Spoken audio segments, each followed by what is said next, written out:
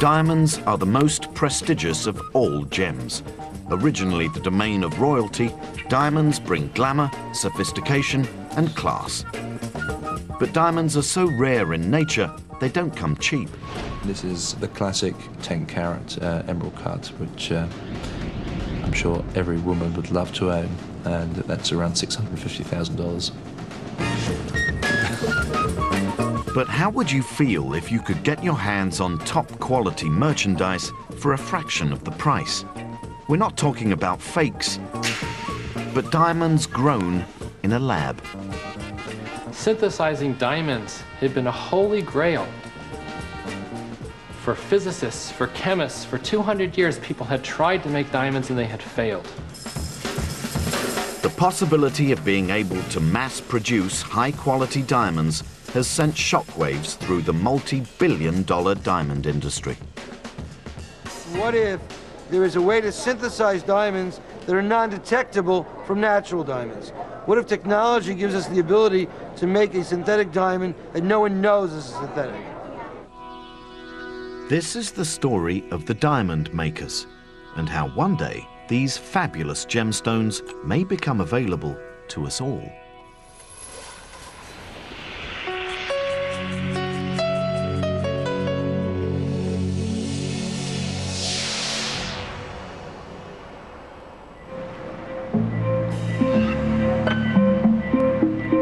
On the outskirts of Boston, hidden away in a secret lab, a father and son team were hoping to become fabulously rich. They were trying to grow in their laboratory the most valuable gemstone known to man. No one knew if it would work. Following growth, you always put the diamond into an acid vat to clean off any graphite that's on the surface. So we put this piece in, left it over the weekend. They had spent years refining their technique, but so far, every attempt had failed. But checking in on that Monday morning, Robert Linnaeus noticed something very odd. At first, it seemed that not only had the experiment failed, but the diamond had disappeared completely. We came in on Monday, and we didn't see the diamond there. We saw nothing. And then we looked further, and we noticed that the crystal was there. But it was perfectly transparent. It was perfectly colorless. It was like someone had pulled a hood off of our head and we could see the truth. And at that moment, we knew we had crossed a huge barrier and we could now make very perfect diamond. Robert Linnaeus had achieved something that had eluded science for centuries. He had made a gem-quality diamond to rival the very best found in nature. A breakthrough so astonishing that it might revolutionize the multi-billion-dollar diamond market.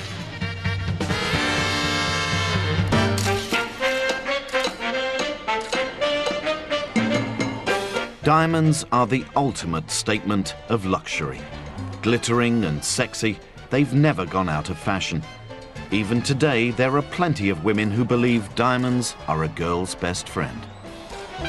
Our job as marketers is not to make women want diamonds. I can tell you they want them before we start. Our job is just to help them to get them. Come and get me, boys. I've talked to enough women around the world about diamonds to know what it is that they dream about. They dream about owning a piece of eternity. What makes diamonds so special is that they sparkle like no other gemstone. It has that unique combination of life and brilliance and flash. It really makes you feel special when you're looking at it. Such is the allure of these rocks that people go to extraordinary lengths to get their hands on them. Good evening. 5 men who tried to pull off the biggest robbery in history were jailed today for a total of 74 years. They tried to steal £200 million worth of diamonds on display at the Millennium Dome. They got as far as smashing a supposedly bomb-proof display case. But the flying squad knew all about the plot and they were waiting in ambush. One said, "I was only 12 inches from payday. It would have been a blinding Christmas."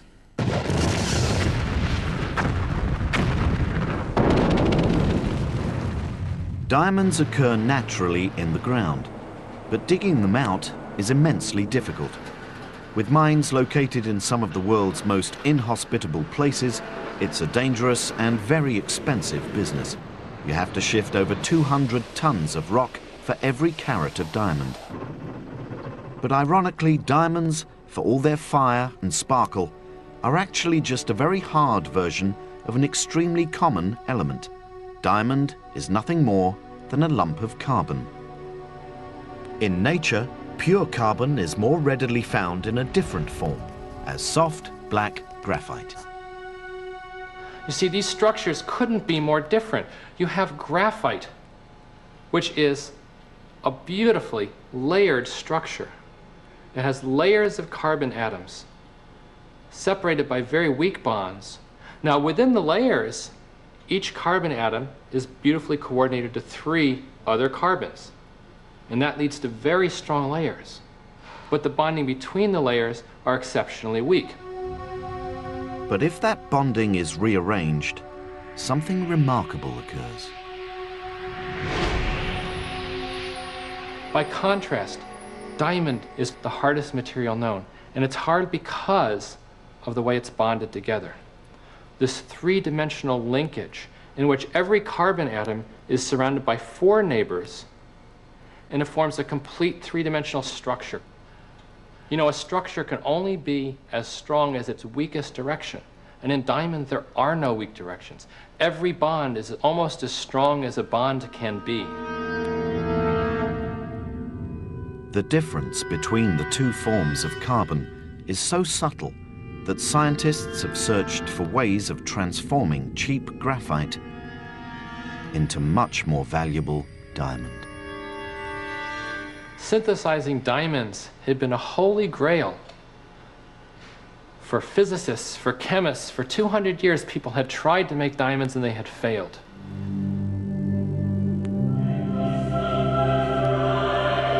That 2 centuries-long quest began with a worldwide hunt for clues.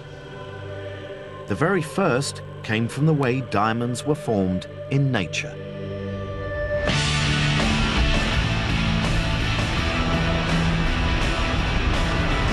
It's believed that diamonds are created 200 kilometers beneath the Earth's surface, and that they can take millions or even billions of years to form. It's then during rare and exceptionally violent volcanic eruptions that diamonds are blasted to the surface within a rock called kimberlite.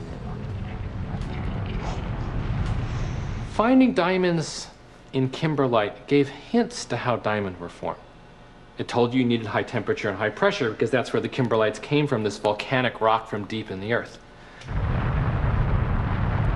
The task facing would-be diamond makers was to mimic the vast pressures and savage temperatures found deep in the earth, and to do it not over millions of years, but in days.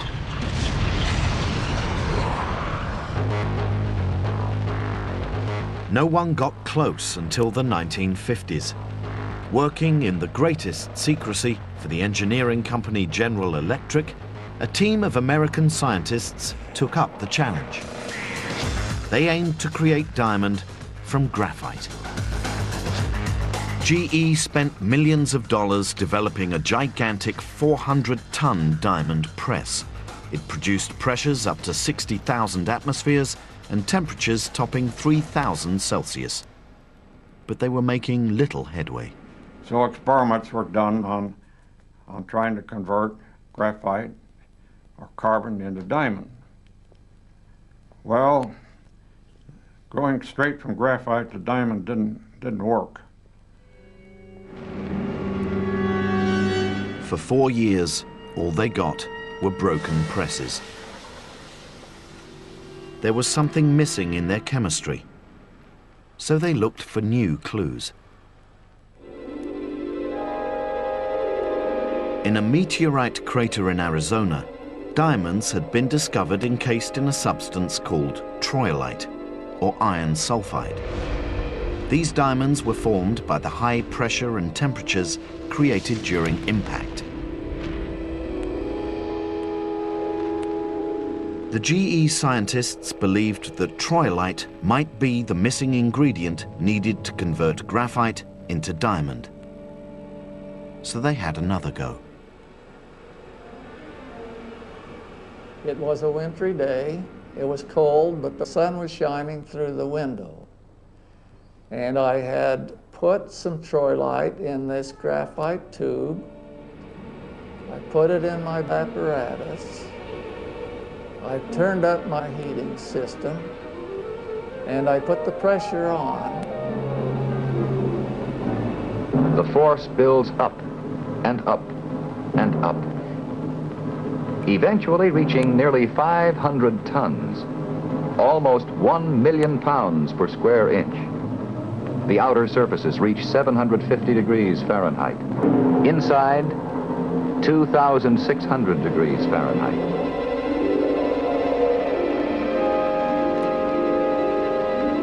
They could only risk running their machines for a few minutes, but they hoped it would be enough. Then, just as they'd done dozens of times before, they broke open the capsule. I got down to the point where I picked things apart and got to look at what's there in the middle. And my eyes caught the gleam of the sun shining on these things. And I twirled it around a little bit and saw the sparkles. My knees weakened. I had to sit down. I was overwhelmed. And at that instant, I knew that man had finally turned graphite into diamond. There were headlines in all the newspapers around the world. GE is making diamond now. Wow, it was just a very nice feeling that we had a tough problem and we had solved it. We had been challenged and we met the challenge and faced it and won. But for all this triumph, GE's diamonds were nowhere near good enough to adorn the neck of a movie star. Nevertheless, their grit-sized grains didn't go unnoticed in the boardroom of the most powerful diamond-producing cartel in the world.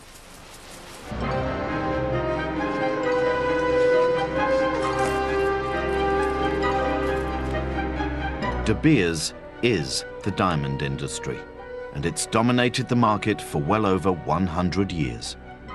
We'll sell in the neighborhood of $5 billion worth of rough diamonds. I would have thought a figure north of 100 million carats a year of total rough production. Somewhere between 50 and 60% of the world's supply.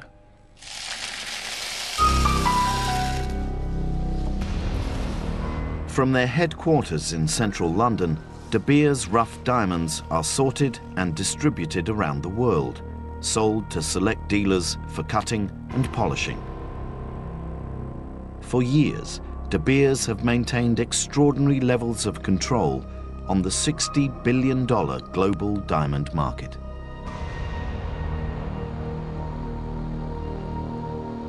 Initially, they didn't see the arrival of man-made diamonds as a threat.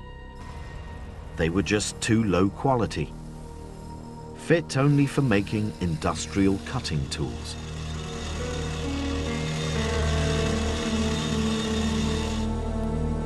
However, De Beers did see potential danger in the future if diamond-making technology improved. So, at a discreet facility on the outskirts of London, De Beers created the Gem Defensive Program. At vast cost, the new scientific division was set up to develop techniques to distinguish between natural and synthetic diamonds. Clearly, we knew that someday synthetic gems would be made available in the consumer market. The crucial thing for us was to make sure that first the industry, but more importantly in the end the consumer, had every means possible to ensure we could detect the stimulant from the genuine article. With their scientists busy working away, De Beers were confident they had time in hand to prepare for any future threats. But unknown to De Beers, a challenge already existed, hidden away behind the Iron Curtain.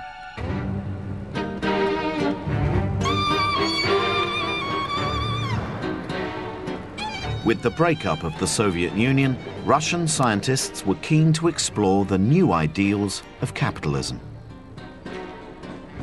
In the early 90s, on the outskirts of Moscow, diamond scientist Dr. Boris Figelsson set up a lab in rooms rented from the Institute of the Blind. I had hopes. I even had dreams about it.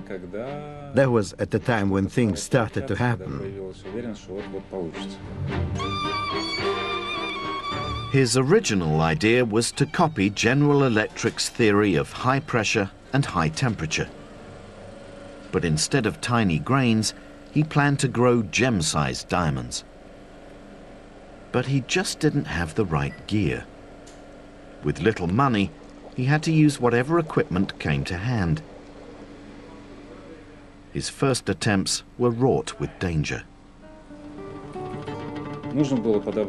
We had to select the right materials and the right parts for the press, because if it was set up wrongly, then it was quite possible that there would be an explosion.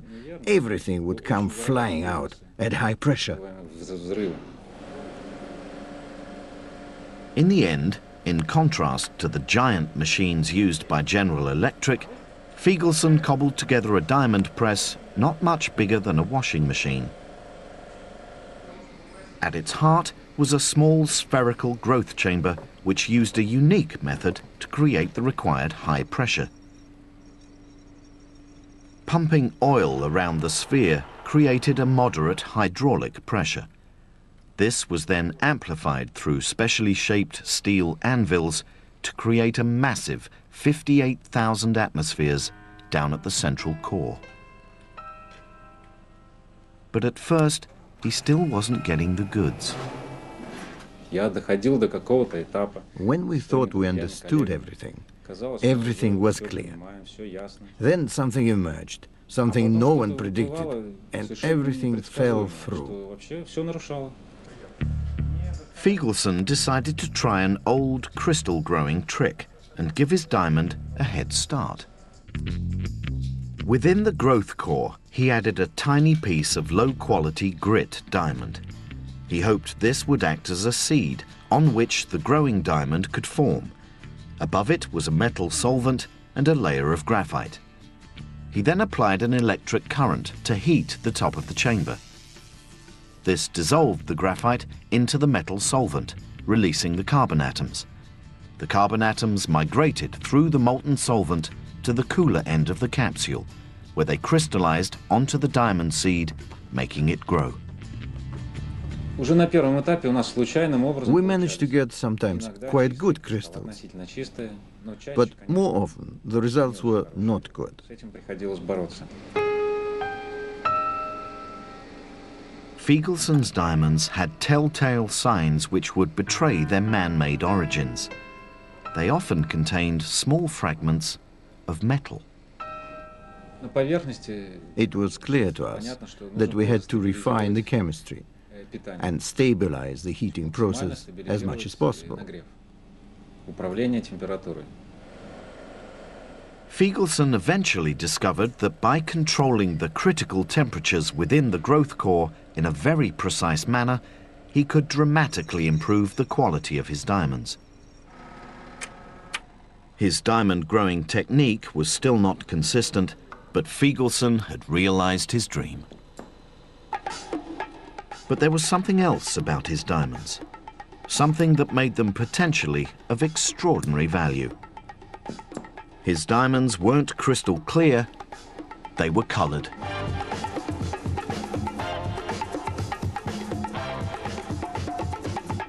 When we got our first good crystal, we were naturally absolutely overwhelmed. Colored diamonds are found in nature, but they're extremely rare.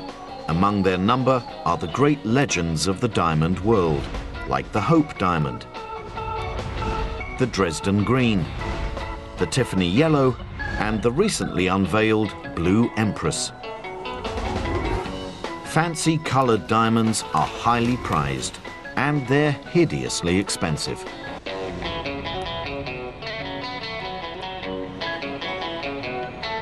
Only the finest jewelers stock natural colored diamonds. Jeremy Morris has been in the family business for 20 years. Wealthy people are the market for vivid and fancy intense colored diamonds. It's not for the average person. The prices are prohibitive, unfortunately. This stone here is a little freak of nature. It's a 6-carat, deep brownish orangey yellow, but that would be around $300,000. 1-carat 25, vivid orangey yellow, dazzlingly beautiful, £38,000. We have here a 25-carat light pink, $1.5 million, ordinary sofa. The lucrative trade in fancy colored diamonds was a market the Russian diamond makers were keen to exploit. It's possible to make duplicate Hope diamonds, or red diamonds, or yellow diamonds, or green diamonds, all different sorts of colors of diamonds, just by controlling the right impurity, the slight change in the chemical mix that goes into making these diamonds. But if the diamond makers were going to stand any chance of selling their rocks, first they had to convince the diamond dealers of the West.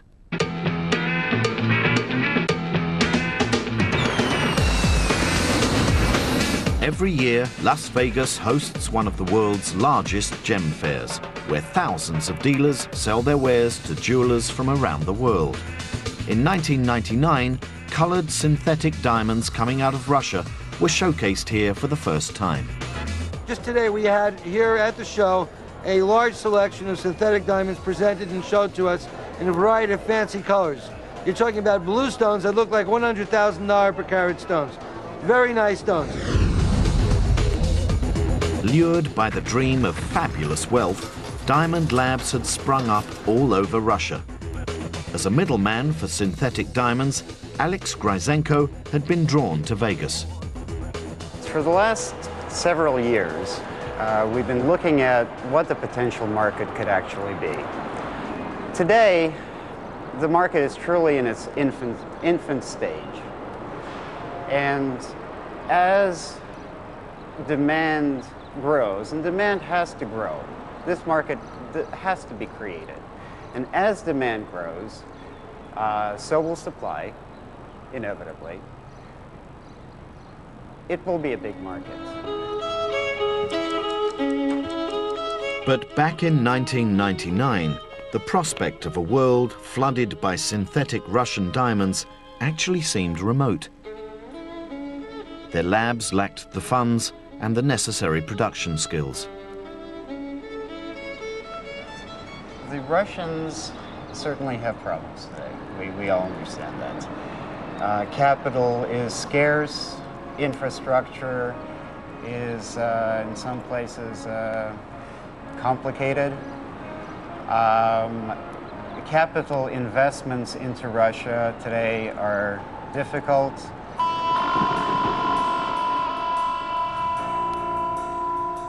But a chance meeting was about to change all that. Like something out of a James Bond movie, a Russian scientist made a cautious approach to a former US Army general. It was to be a fateful encounter. I was in Moscow on another project developing an electronic security device, and one of the scientists on the project asked me whether or not I was interested in diamonds. And I said, well, I'm an entrepreneur. I'm interested in most anything. Frankly, I thought he was going to ask me to invest in some diamond mining project. But instead, they took me to a facility outside of Moscow, and they showed me a machine that they claimed would make diamonds. General Carter Clark was intrigued. But even though he decided to fork out $170,000 for 3 units, he was quite skeptical that the Russian machines could make anything at all. The machines they had in Russia were doing experimental work, and there's a big gap between a laboratory type of operations and a commercial production. We really had to bring good old Yankee ingenuity into being in order to make this a viable business. So he brought the whole operation back to his native Florida.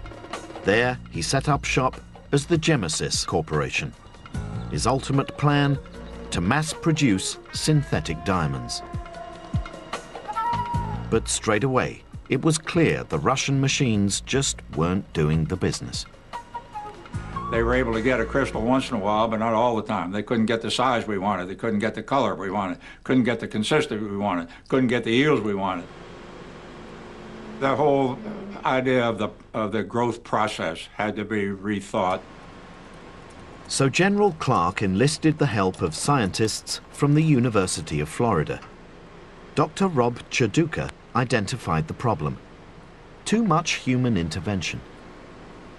When the machines initially came over, one of the large problems were they were manually operated. There was a person sitting in front of that machine 24 hours a day, 7 days a week, while that machine was running, controlling the principal properties for that machine to operate, the pressure and the temperature. We wanted to remove the human error associated with running and operating this machine so we could produce a product on a consistent basis. That was, we had the computer control it. The university scientists attempted to automate the growth process entirely. No one had tried this before, but eventually they managed to convert the machines. Using their updated design, Clark's technicians started building their own presses, ultimately creating the world's first gem diamond production line.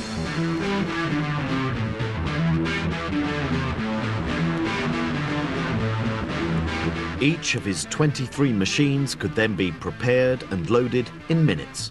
Now, it was a simple case of pressing start and waiting for the machine to do in full.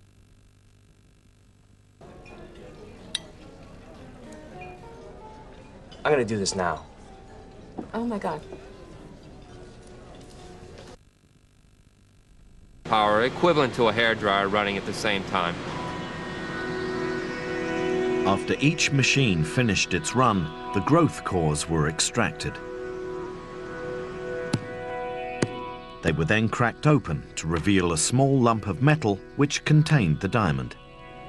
These were then each washed in acid baths to dissolve away the metal, revealing the newly formed rough diamond. Clark was finally on his way to achieving his goal.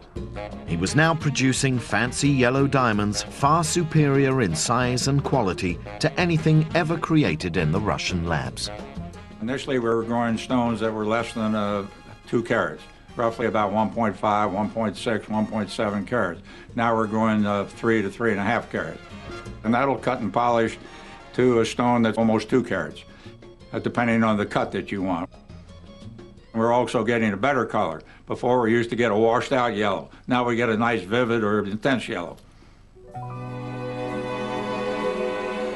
Until now, it had only been the uber-rich who could afford natural colored diamonds. Clark dreamt of taking his colored diamonds out onto the high street. These diamonds from nature are very expensive. A 1 carat vivid yellow diamond would go somewhere between $15,000 and $20,000. Our comparable stone would go somewhere around $4,000. Admittedly not for everyone's pocket, but high-quality synthetic stones selling for 1/4 of the price of naturals sent ripples across the diamond pond. For the first time, there was a real threat of synthetic, gem-quality diamonds flooding the market and undermining the traditional diamond trade. The concern in the industry today is what if, just what if, there is a way to synthesize diamonds that are non-detectable from natural diamonds? What if technology gives us the ability to make a synthetic diamond that no one knows is synthetic? This possibility was not lost on the world's largest diamond trading company, De Beers. Unless they could respond decisively, they might lose their dominance of the market. Their first tactic: simply dismiss the competition. Unless it came out of the ground, it just wasn't the real thing. Diamonds are so much more than just crystallized carbon. Diamonds are something from our deep, deep past, billions of years old, a miracle of nature. You can't replicate that in a laboratory yesterday in Florida. It's not possible. De Beers' gem defense program then sprang into action. Millions of dollars had been spent developing various machines to tell synthetics from the natural stones. The problem they faced was that synthetics were now very high quality. It forced them to study down to the diamond's atomic structure to detect even the tiniest differences. This instrument is Diamond Sure. It's our rapid screening instrument that's been designed to pass natural diamonds whilst at the same time referring all synthetic diamonds. Diamond Sure works by analyzing the way light is absorbed by a diamond. It's down to how nitrogen impurities form within the crystal. Nitrogen atoms occur in clumps in 98% of all natural diamonds. This causes light to be absorbed in a specific way and provides the key to their detection. This has got a pass result. The user can be confident that this is a natural diamond and requires no further testing. I'm now going to place a yellow diamond onto the probe, press the test key, and this time, within a few seconds, it's come up with a different result. It said, refer for further tests. In yellow synthetic diamonds, nitrogen doesn't exist in clumps, but instead as single atoms dispersed throughout the crystal. This causes light to be absorbed differently, which is picked up by the machine. Any questionable stones then get transferred to De Beers' next line of defense, the Diamond View machine.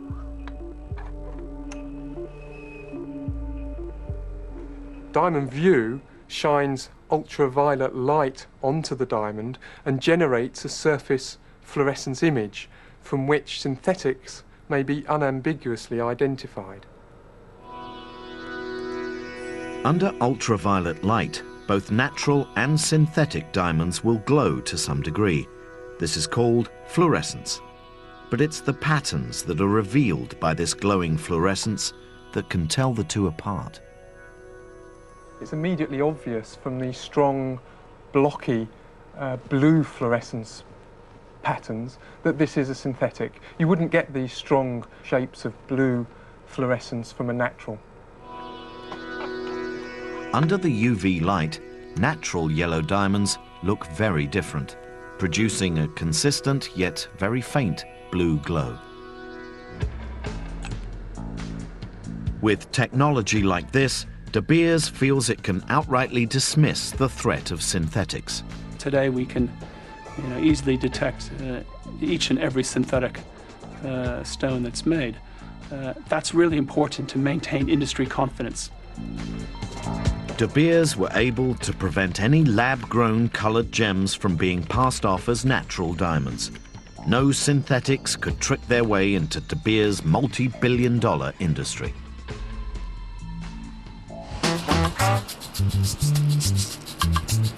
But none of this phases General Clark. He's starting to make serious headway into creating his own industry for synthetic diamonds. The key to Clark's business plan is that he doesn't intend to compete against De Beers. We do not want our diamonds to be passed off as natural diamonds. That wouldn't do us any good, would not do the industry any good, and certainly would not do the consumer any good. So we're very strong in our concern about that, and we're taking every measure that we can to prevent that. All his diamonds are sent to the heart of the Diamond District in New York City, to the International Gemological Institute. Here, they are officially certified as being man-made. They're also subjected to a more invasive level of disclosure and have their origin tattooed on them by laser. General Clark's aim is to establish an entirely new market of affordable, coloured, synthetic gems. Currently producing 200 diamonds a month, Clark has grand plans for massive expansion. We have 23 machines in this facility right now, growing diamonds 24 hours a day, 7 days a week. And what our ambition is to fill this whole environment here with about 250 machines in the not-too-distant future. Clark's plan would create an annual production of 25,000 high-quality synthetic yellow diamonds. In the nearby town of Sarasota, on the west coast of Florida, his diamonds are already on sale. They're absolutely beautiful. You couldn't ask for more beautiful stones. It makes it for more everyday people to be able to afford beautiful, fancy colored diamonds. It's too early to say if Clark's new market for colored synthetic diamonds will ever pose a serious financial threat to De Beers. His output at the moment is just too small. And anyway, for De Beers, it's the clear, colorless diamonds that are the main thrust of their global empire. And that market was completely unthreatened. Or so they thought.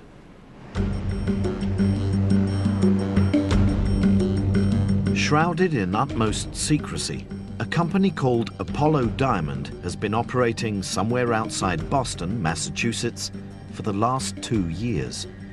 Highly protective of their technology, they have rarely granted access to their laboratory. Horizon was never given the address, just taken to their production facility. The company's founder, Dr. Robert Linares, had never intended to get into the diamond business. His interest had always been in semiconductors. Previous company was manufacturing gallium arsenide wafers for very high frequency devices such as cell phones and radars. And at the time, that was the ultimate semiconductor. And after I left that company, I sold it, and I wanted to go to the next highest performance semiconductor, and that was going to be diamond. Diamond has some unique properties that make it a material with all sorts of possibilities for the high-tech industries. It's the hardest material known to man. It has the highest velocity of sound, it has the highest thermal conductivity, and it has semiconductor properties which exceed that of silicon and other materials. The real thrust is to develop new single crystal diamond technology and to create the ability to grow large diamonds for semiconductor and optical application.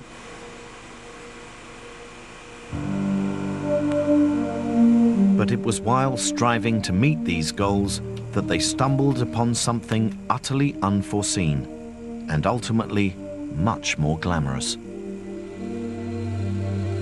We're actually seeing diamonds now that really had the ability to become diamond gemstones.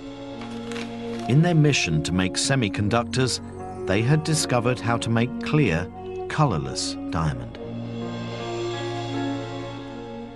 It was a eureka moment for this company where we recognized that we could really do something tremendous in this $60 billion marketplace.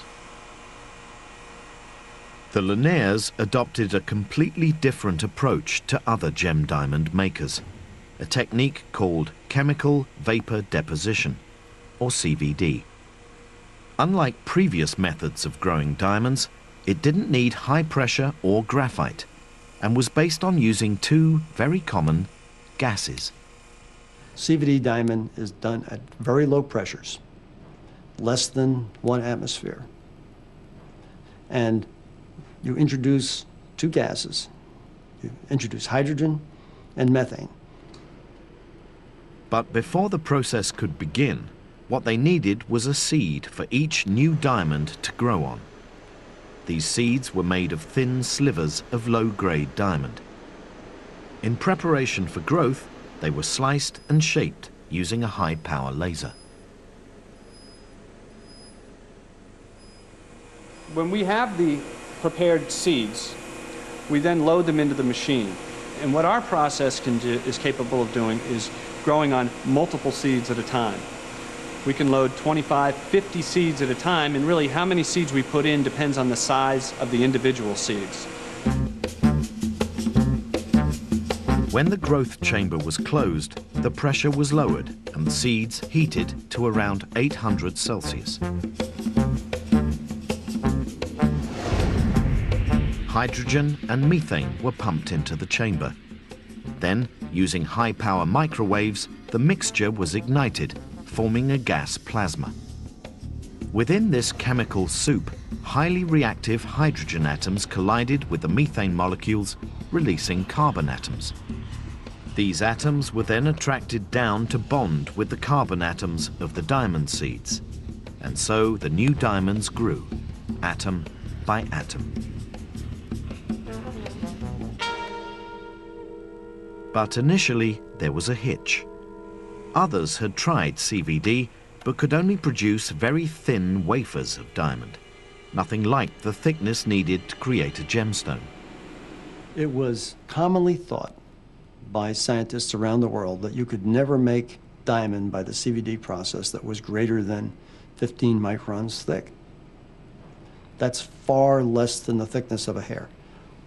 We discovered how to cross that barrier. And we discovered it for a couple of reasons, one of which was we had to, because we were basing our future business on making single crystal that was thick. And once we figured out how to do it, we very quickly went to a 0.5 millimeter thick, 1 millimeter thick, 3 millimeters thick, 5 millimeters thick. To this day, Robert Linares has not revealed the secrets of his technique. But within his machine, he could now effectively watch 3 million years of diamond growth happening before his eyes.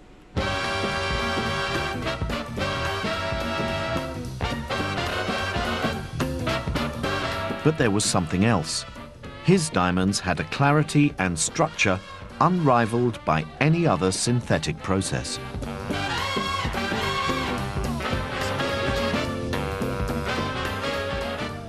The gem diamonds that we make here at Apollo are very perfect, and they have the capability of being the most perfect diamonds that we've seen on the planet. The Naval Research Department here in the United States has called them the most perfect diamonds that they've ever seen, both man-made or natural. Finally, scientists were not just able to match nature, but make something even more perfect and available at a fraction of the cost. It was the first serious threat to the traditional market in clear diamonds.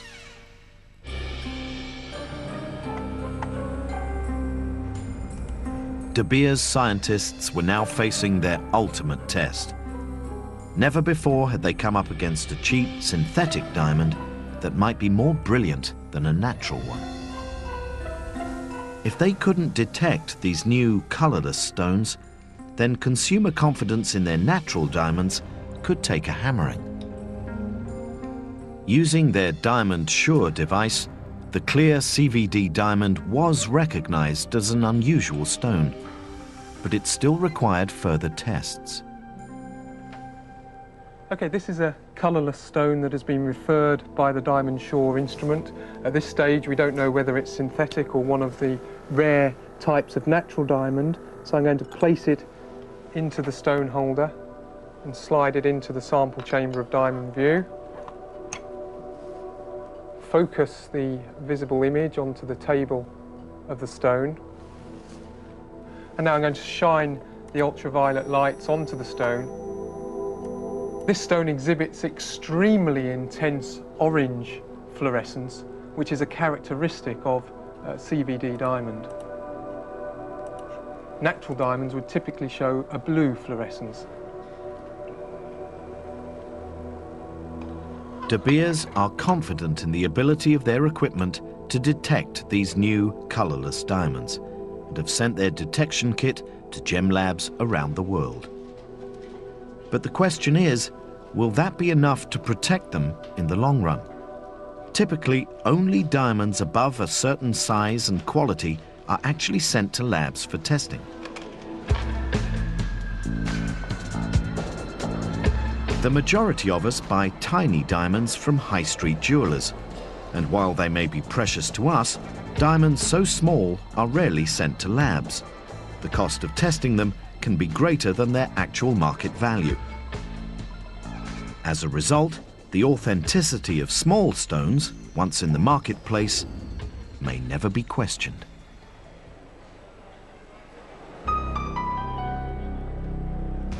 This is an entirely new challenge to De Beers. But they are adamant they will do anything to keep their market safe. Maintaining consumer confidence in diamonds is worth any price that the De Beers Group needs to spend to ensure it is there. You know, the diamond to a consumer is a precious thing.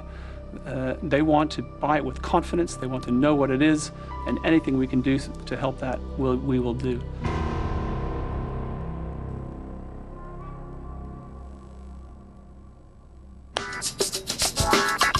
But the fact is, high-quality synthetic diamonds now exist and have the same fire and brilliance as naturals. Driven by the likes of Gemesis and Apollo Diamond creating brand new markets, we now have the opportunity to buy synthetic diamonds. The only issue is whether you'd want to. Or do you think a diamond is worth more if it comes out of the ground?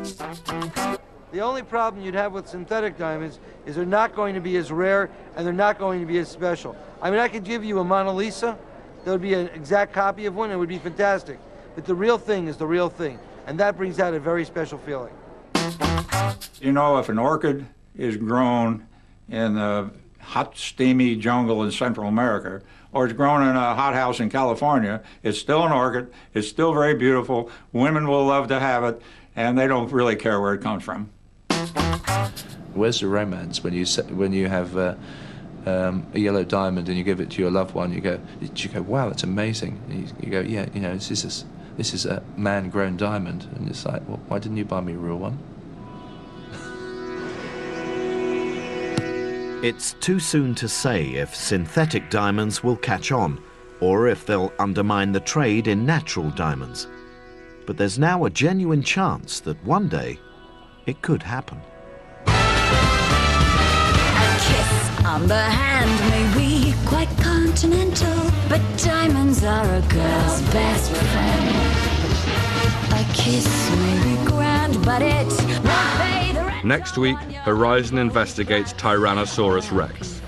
Everyone knows it was the greatest hunter-killer of all time. But could we have got it completely wrong? Was T-Rex in fact a slow, lumbering scavenger? Or pear-shaped, these rocks don't lose their shape. Diamonds are a gold.